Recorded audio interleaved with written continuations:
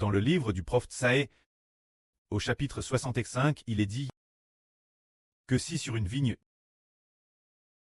il y a des grappes de raisin, alors cet arbre doit être préservé et reçoit la bénédiction du maître. Lisons cela. Ainsi parle l'Éternel. Comme on trouve du jus dans une grappe de raisin et qu'on dit, ne la détruis pas, en vain, car il y a une bénédiction en elle. Ce qui signifie que, si sur la vigne, il y a des grappes, cet arbre ne sera pas détruit, parce que la bénédiction est en lui. De Madame, épouse de mes serviteurs. Je ne les détruirai pas tous. Je ferai sortir de Jacob une descendance et de Juda des héritiers de mes montagnes. Mes élus posséderont le pays, et mes serviteurs y habiteront. C'est-à-dire que Dieu prophétise. Dieu dit que les serviteurs de Dieu recevront l'héritage de Dieu. Qu'est-ce que c'est? Ce sont les serviteurs de Dieu. Comme il est dit ici, la vigne qui porte du raisin, l'arbre qui porte du fruit. Ce sont les serviteurs de Dieu. Tout comme le Seigneur Jésus a raconté cette parabole, notre Seigneur a dit, un homme est allé dans sa vigne, et dans cette vigne, il y avait un figuier. Mais cet arbre n'a jamais porté de fruits. Depuis 3 ans, il ne porte pas de fruits. Alors le maître a dit au vigneron, coupe-le. Coupe ce figuier. Ce figuier. Voilà 3 ans que je viens sur cet arbre chercher des fruits, et je n'en trouve pas. Cela signifie que, si un arbre ne porte pas de fruits, il sera coupé.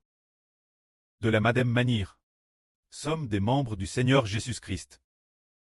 Et que nous sommes d'un madame arbre, les différentes branches et rameaux. Si les branches de cet arbre portent du fruit, alors cette branche sera conserve. Ceux qui ne portent pas de fruits seront coupés. Le Seigneur a aussi dit, je suis le vrai cep.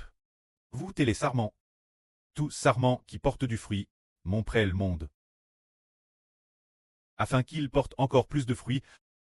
Mais tout sarment qui ne porte pas de fruits, mon prêt le retranche. C'est dire que la nation qui ne porte pas de fruits sera retranche. Alors, qui sont ceux qui ne portent pas de fruits?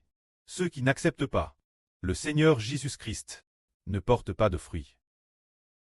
Qu'est-ce que porter du fruit? Par exemple, ce que le Seigneur Jésus-Christ appelle porter du fruit, c'est de pouvoir offrir Dieu les personnes naissent de l'esprit. C'est cela porter du fruit. Il faut faire des efforts pour porter du fruit, glorifie Dieu. Alors quel genre de personne peut donc porter du fruit? Ceux qui ont été rachetés par le Seigneur Jésus-Christ. Ainsi ils portent continuellement du fruit. Alors le prêtre dit, oh, ce rameau porte continuellement du fruit, alors je vais l'émonder, et je vais mettre mon autorité et ma puissance sur ce rameau pour qu'il porte encore plus de fruits. C'est-à-dire que, si quelqu'un gagne continuellement des amène plus de personnes au prêtre et au Seigneur, alors le prêtre et le Seigneur vont continuellement donner plus d'autorité, de dons et de puissance, une telle personne, afin qu'elle porte encore plus de fruits. C'est cela porter du fruit. Et très bénie par Dieu. De plus, l'avenir elle va hériter de héritage de Dieu. Hériter des montagnes de Dieu comme héritage. Les montagnes de Dieu. Cela signifie le royaume des cieux, hériter du royaume des cieux comme héritage. C'est la nation qui porte du fruit. Or, le royaume de Dieu a été retiré de l'ancien royaume d'Israël au Moyen-Orient. Pour traits, dont la nation de la nouvelle alliance d'Israël, qui produit du fruit en sa saison. Nous les enfants de cette nation d'Israël de la nouvelle alliance, nous portons du fruit en sa saison. Alors, ce moment-là, la nation qui porte du fruit, le précleste dit ceci.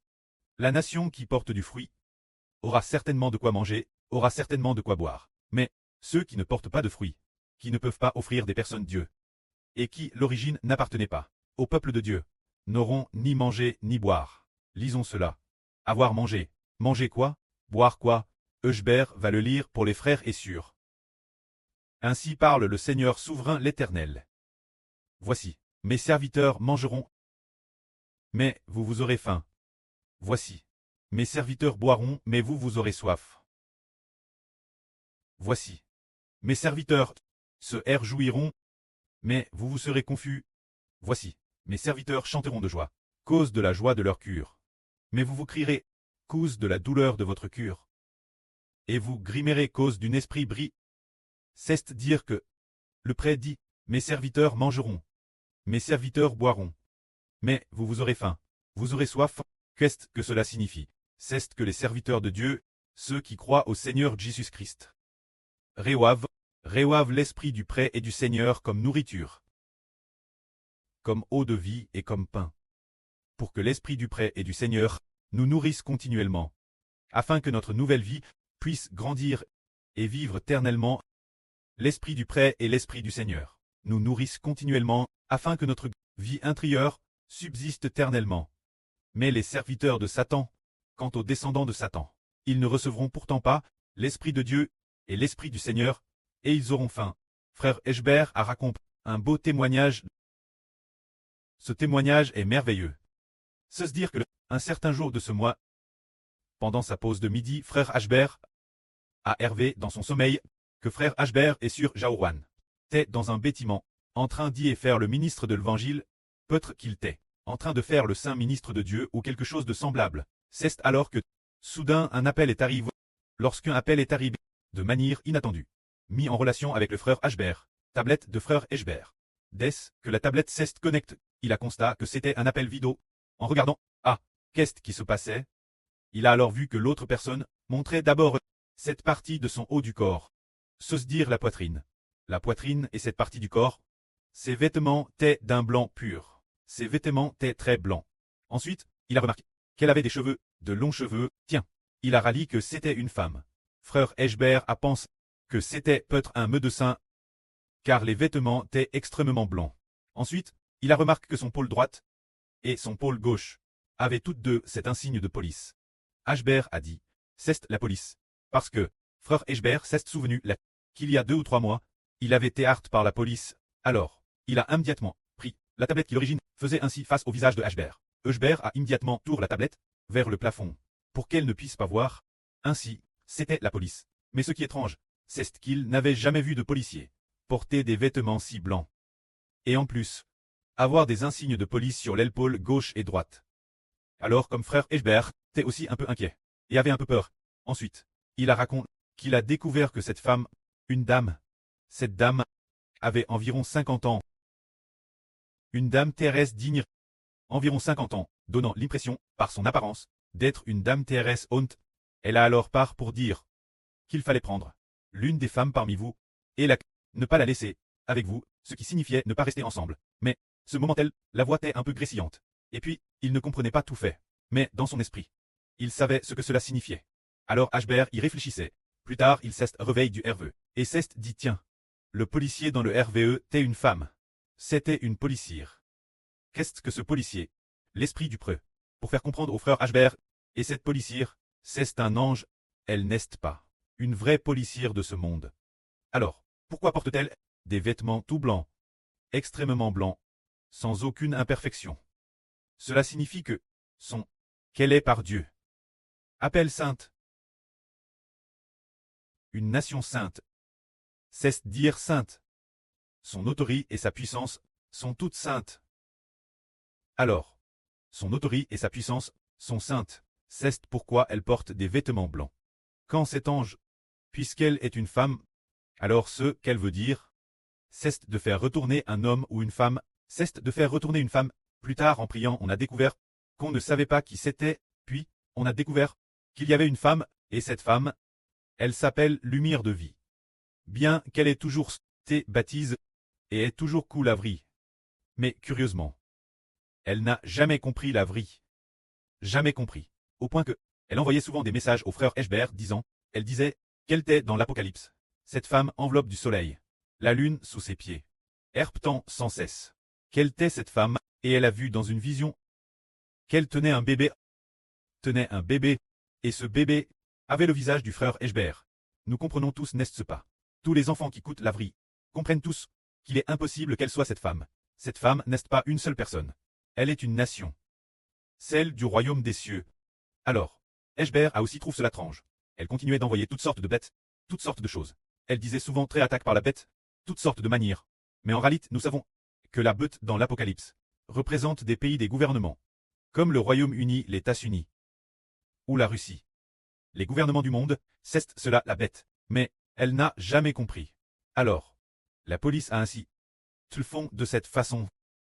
Puis il y a peu de temps, peut-être 2 semaines, ou environ 10 jours 2 semaines, soudainement la sœur Jaohan a, dans une vision, ou dans ses pensées, vu apparaître un clair de la lumière de vie.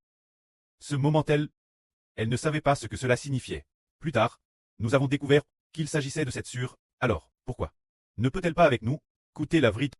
C'est parce que l'esprit en elle, hâté par le précleste et le Seigneur, prédestin, elle ne pouvait pas être sauve. C'est parce que l'esprit en elle est l'esprit d'un autre Dieu, qui est devenu son Dieu. Parce que, pendant la période de baptême, nous disons, le Dieu en elle n'est pas le Seigneur, ni celui du précleste, c'est celui d'un autre Dieu. Mais elle ne pouvait pas comprendre, ne pouvait pas obéir. Alors, malgré les exhortations, elle n'a pas coup. Ayant entendu la vraie, elle n'a plus coup du tout. La police Cleste a digé décide de cela. Ainsi, elle n'avait pas aucun moyen de venir coûter la vraie ensemble. Alors, cela accomplit précisément ce qui est dit ici. Mes serviteurs mangeront, mais vous aurez faim. Mes serviteurs boiront, mais vous aurez soif. Ceci dire qu'elle n'accepte pas le Dieu d'Israël, n'accepte pas le Dieu d'Israël, n'accepte pas le Seigneur d'Israël. C'est pourquoi ils ne peuvent pas avoir de quoi manger, ni de quoi boire. C'est lit cette affaire.